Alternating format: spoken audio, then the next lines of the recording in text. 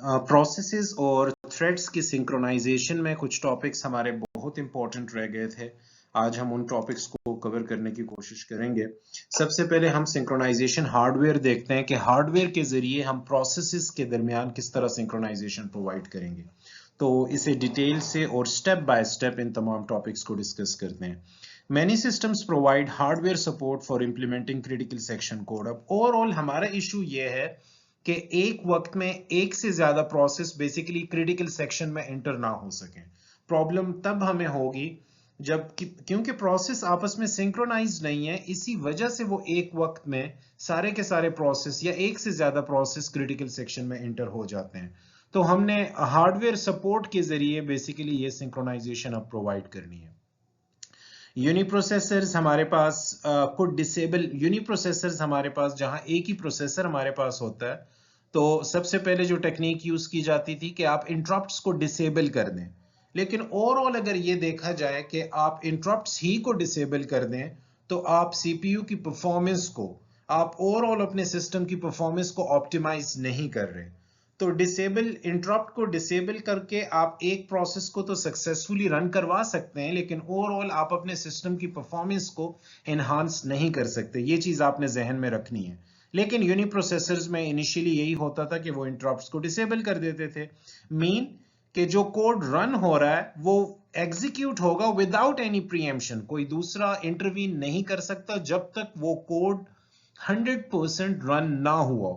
Generally to inefficient, मैं already discuss कर चुका हूं कि क्यों वो इनएफिशिएंट है ऑन मल्टी प्रोसेसर सिस्टम्स।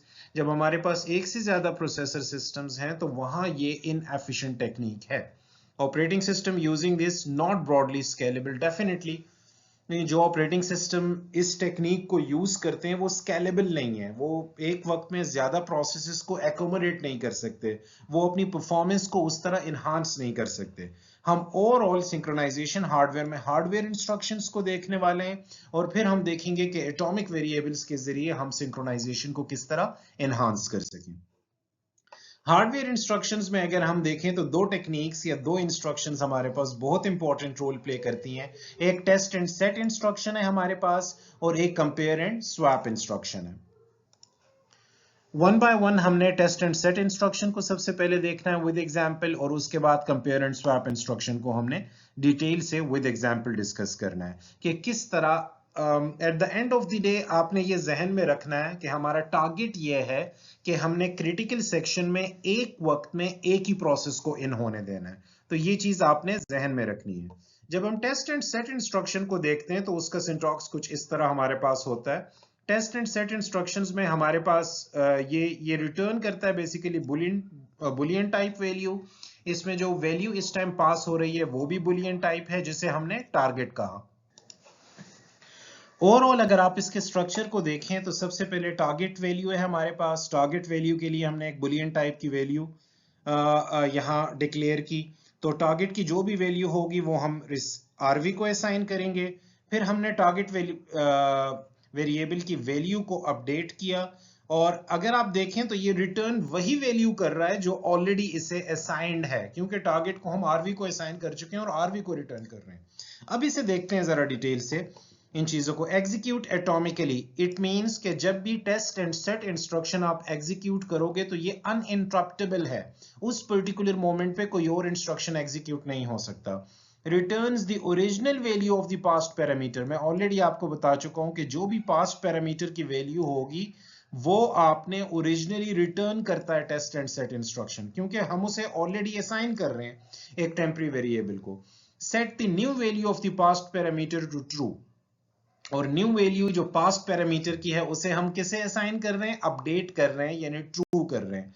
अब हम देखते हैं कि प्रैक्टिकली इसे सिंक्रोनाइजेशन के सिनेरियो में किस तरह यूज किया जाए और क्रिटिकल सेक्शन के जुमरे में अगर हम इसे देखेंगे तो हम इसे किस तरह डिस्कस करेंगे। तो नेक्स्ट स्लाइड पे इसकी डिटेल आपके सामने आएगी। अब देखें, लेट सपोज हमने टारगेट की जगह लॉक वेरिएबल यूज किया। अब ये लॉक वेरिएबल बहुत इंपॉर्टेंट है, ये बुलियन वेरिएबल है।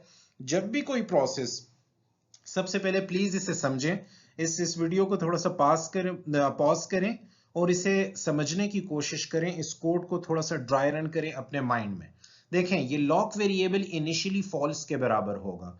जब भी कोई प्रोसेस क्रिटिकल सेक्शन में एंटर होने जाएगा तो वो लॉक वेरिएबल को सबसे पहले ट्रू कर देगा, और ये लॉक वेरिएबल जब ट्रू होगा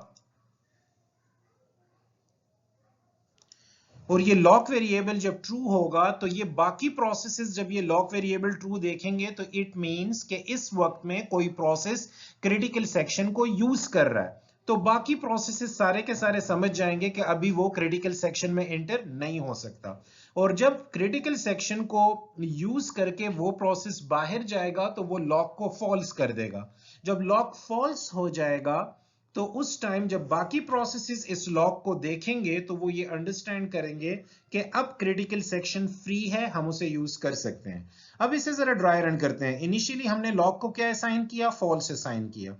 अब जब ये क्रिटिकल सेक्शन में जब ये फॉल्स है, ठीक है, तो वाइल ट्रू, क्योंकि डू वाइल लूप है तो वाइल ट्रू मीन इन आप इस पर्टिकुलर लूप की बॉडी में आ जाओगे। जब आप इस पर्टिकुलर लूप की बॉडी में आ जाओगे तो इनिशियल लॉक वैल्यू आपकी क्या है, फॉल्स।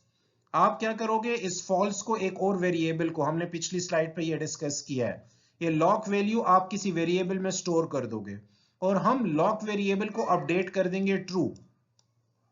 क्योंकि इनिशियली लॉक वैल्यू फॉल्स है, इट मींस कि अभी क्रिटिकल सेक्शन कोई दूसरा प्रोसेस यूज नहीं कर रहा, तो हम लॉक वैल्यू को, जो भी process basically critical section use करना चाहता है तो वो लॉक वैल्यू को अपडेट कर देगा। पिछली स्लाइड पे हमने इसे डिटेल से डिस्कस भी किया है। जब लॉक की वैल्यू ट्रू हो जाएगी तो बाकी प्रोसेस ये समझ जाएंगे कि अभी कोई ना कोई एक प्रोसेस क्रिटिकल सेक्शन को यूज कर रहा है, और जब वो process let suppose P1 critical section को यूज कर लेगा तो वो क्रिटिकल सेक्शन से बाहर जाने से पहले लॉक की वैल्यू को फॉल्स करेगा। अब जब ये लॉक की वैल्यू फॉल्स हो जाएगी तो बाकी प्रोसेसेस इसको अपडेट कर दिया जाएगा, और वो ये समझेंगे कि अब क्रिटिकल सेक्शन फ्री है, और क्रिटिकल सेक्शन इस टाइम पे हमारे पास फ्री होगा। तो इस तरह टेस्ट एंड सेट इंस्ट्रक्शन के जरिए हम क्या करेंगे, एक वक्त में एक ही प्रोसेस क्रिटिकल सेक्शन में जा सकेगा, और जब भी कोई दूसरा प्रोसेस जाना चाहेगा तो वो सबसे पहले लॉक वैल्यू को एक्वायर करेगा। अगर उसे लॉक फॉल्स मिलेगी तो उसे वेट करना पड़ेगा, क्योंकि इस टाइम क्रिटिकल सेक्शन पे कोई और प्रोसेस एंटर्ड है, वो कोई यूज कर रहा है उसे। इट मींस कि हम म्यूचुअल एक्सक्लूजन को किसी तरह अचीव कर गए। इसकी एक्सप्लेनेशन थोड़ी और यहां गिवन है। देखें टेस्ट एंड इंस्ट्रक्शन लॉक क्या कर रहा है, returns the current value of lock, sets the lock to true, sets lock to true. जब वो लॉक को ट्रू के बराबर कर रहा है it means P1 process acquire कर चुका है क्रिटिकल सेक्शन को, और जब वो क्रिटिकल सेक्शन को छोड़ेगा तो वो लॉक को क्या कर देगा, फॉल्स कर देगा। तो ये लास्ट टू लाइंस अगर आप पढ़ें, ये सेकंड लास्ट येलो में जो हाईलाइटेड है, lock is equal to true means the process is in critical section and no other process comes in. तो जब एक प्रोसेस क्रिटिकल सेक्शन में होगा तो उस वक्त कोई दूसरा प्रोसेस क्रिटिकल सेक्शन में नहीं जा सकेगा ना।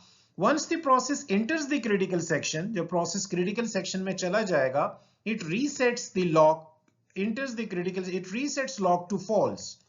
जब एक process critical section को use कर चुका होगा तो वो क्या करेगा, lock को false कर देगा after exiting। ठीक है, जब वो critical section को छोड़ देगा, एक प्रोसेस क्रिटिकल सेक्शन में गया, उसने अपनी फंक्शनैलिटी परफॉर्म की, अब उसने क्रिटिकल सेक्शन को छोड़ना है तो वो लॉक को फॉल्स कर देगा, और ये फॉल्स जब दूसरे प्रोसेसेस देखेंगे तो वो एक्वायर कर सकेंगे इस पर्टिकुलर लॉक को। तो होपफुली ये प्रोसेस आप अंडरस्टैंड कर चुके होंगे। अब इतना आपको समझ आ गया होगा कि हम टेस्ट एंड सेट इंस्ट्रक्शन के जरिए म्यूचुअल एक्सक्लूजन को अचीव कर चुके हैं। Only one process can be in the critical section at any given time। तो यही तो हम चाहते थे कि एक वक्त में एक ही प्रोसेस हमारे पास क्रिटिकल सेक्शन में हो किसी पर्टिकुलर टाइम पे। तो एनालिसिस इसका ये है कि म्यूचुअल एक्सक्लूजन इज सेटिस्फाइड। ये दो पॉइंट्स हम ऑलरेडी डिस्कस कर चुके हैं। तो टेस्ट एंड सेट इंस्ट्रक्शन क्या करेगा कि जब भी कोई प्रोसेस क्रिटिकल सेक्शन एंटर होना चाहता है तो वो सबसे पहले लॉक को एक्वायर करेगा। जब वो लॉक एक्वायर कर लेगा, इसका मतलब है lock is equal to true कर देगा वो। जब lock is equal to true होगा तो इट मींस इस पर्टिकुलर मोमेंट पे कोई ना कोई प्रोसेस क्रिटिकल सेक्शन यूज कर रहा है, क्रिटिकल सेक्शन में है।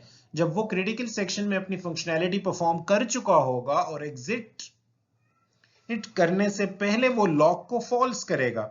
ताकि इस लॉक को कोई दूसरा प्रोसेस बेसिकली एक्वायर कर सके। तो at the end of the day हमने म्यूचुअल एक्सक्लूजन को सेटिस्फाइड किया। नाउ सेकेंड इंस्ट्रक्शन जो हार्डवेयर इंस्ट्रक्शन है वो कंपेयर एंड स्वैप इंस्ट्रक्शन है। कंपेयर एंड स्वैप इंस्ट्रक्शन को अगर आप देखें तो इसके तीन पैरामीटर्स हैं, एक वैल्यू है, एक एक्सपेक्टेड है और एक न्यू वैल्यू है। इंटरनली अगर आप इसके बॉडी में जाएंगे तो सबसे पहले ये वैल्यू को एक टेम्परी वैल्यू जो ओरिजिनल वैल्यू होगी इसे एक टेम्परी वेरिएबल को असाइन करता है।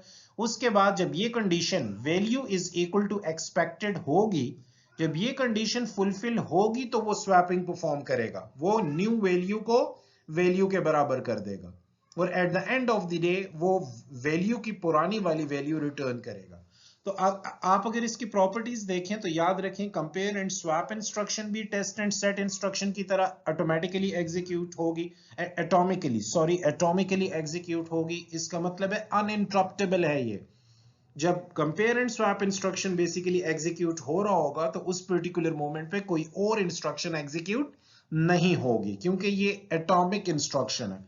Returns the original value of the passed parameter value, हम ऑलरेडी डिस्कस कर चुके हैं कि वो ओरिजिनल वैल्यू बेसिकली क्योंकि हमने टेम्प में स्टोर कर दी है तो at the end of the day उसने ओरिजिनल वैल्यू स्टोर करनी है। Same test and set instruction में भी किया था।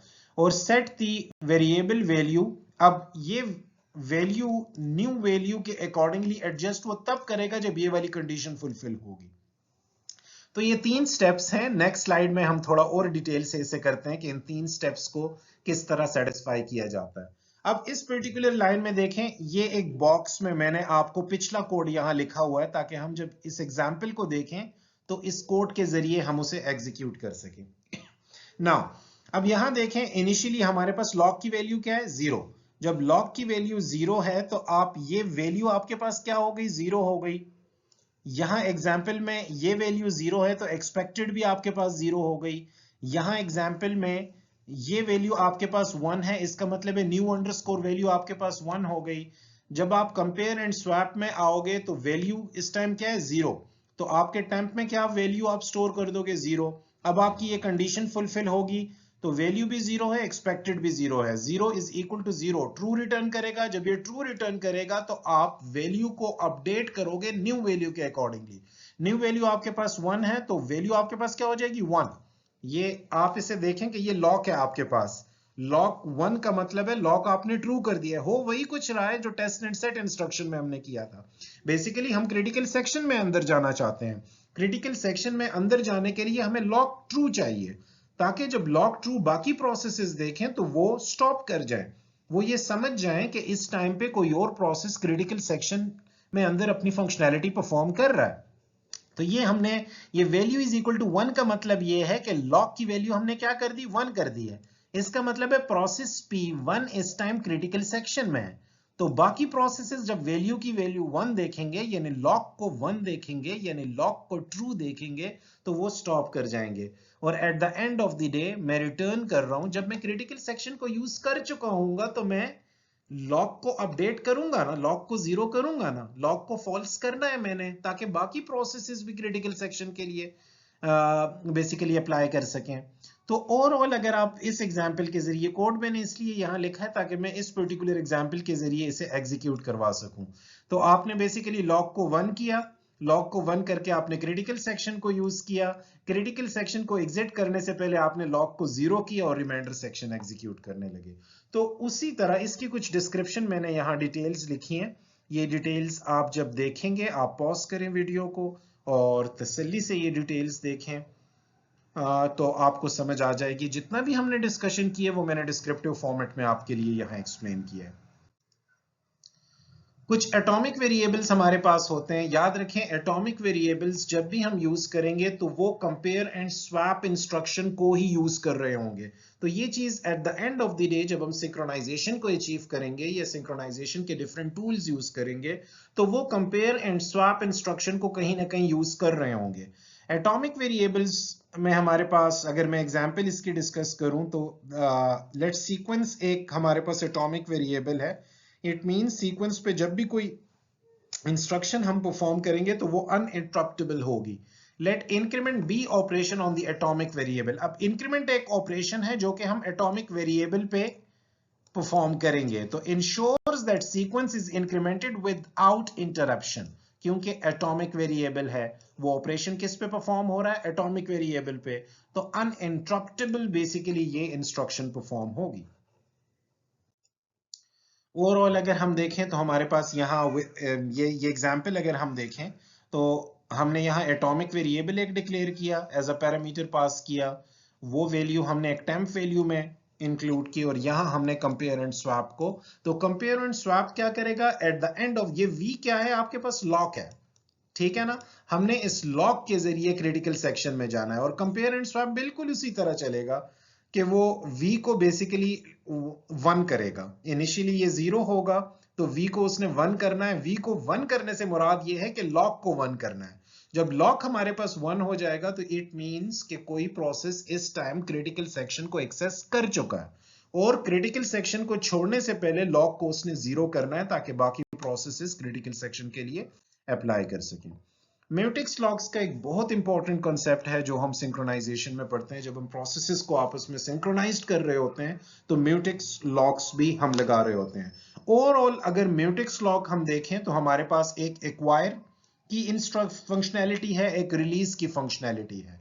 सबसे पहले जब हम कोई भी प्रोसेस क्रिटिकल सेक्शन यूज करना चाहता है या क्रिटिकल सेक्शन में एंटर होना चाहता है तो उसने एक्वायर की फंक्शनैलिटी को कॉल करना है, और उसके बाद जब वो क्रिटिकल सेक्शन में अपनी फंक्शनैलिटी परफॉर्म कर चुका होगा तो वो रिलीज की फंक्शनैलिटी को परफॉर्म करेगा, ठीक है।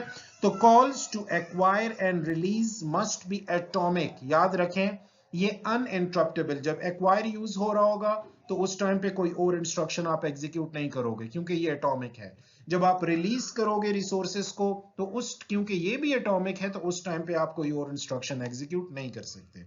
डेफिनेटली आपने कंपेयर एंड स्वैप को या टेस्ट एंड सेट को यूज करना है, आप कंपेयर एंड स्वैप एंड और टेस्ट एंड सेट के बगैर ये फंक्शनैलिटीज परफॉर्म नहीं कर सकते। तो ओवरऑल आपने इंटेलिजेंटली अगर एटॉमिक वेरिएबल्स भी आप यूज करें तो आपने कंपेयर एंड सेट को यूज किया पिछले स्लाइड्स पे, अगर हम म्यूटेक्स लॉक्स यूज करें तो हमने या कंपेयर एंड स्वैप को यूज करना है या हमने टेस्ट एंड सेट इंस्ट्रक्शन को यूज करके इस फंक्शनैलिटी को कंप्लीट करना है। होपफुली आप इसे अंडरस्टैंड कर चुके होंगे। नेक्स्ट स्लाइड पे इसकी डिटेल्स है। लेट्स सपोज व्हाइल लूप को मैंने ट्रू किया तो आपने एक्वायर लॉक की फंक्शनैलिटी, एक्वायर लॉक का मतलब यह है कि lock is equal to true, आपने लॉक को ट्रू कर दिया है, ठीक है। जब लॉक आपने ट्रू कर दिया है तो इट मींस आप क्रिटिकल सेक्शन में एंटर हो गए हो। जब आप क्रिटिकल सेक्शन में अपनी फंक्शनैलिटी परफॉर्म कर लोगे, अपना कोड एग्जीक्यूट कर लोगे, तो रिलीज करने से पहले रिलीज लॉक की फंक्शनैलिटी क्या करेगी, लॉक को फॉल्स कर देगी या लॉक को 0 करेगी। तो लॉक को फॉल्स करने का मतलब ये है कि अब क्रिटिकल इस पर्टिकुलर टाइम पे क्रिटिकल सेक्शन को कोई भी प्रोसेस यूज नहीं कर रहा।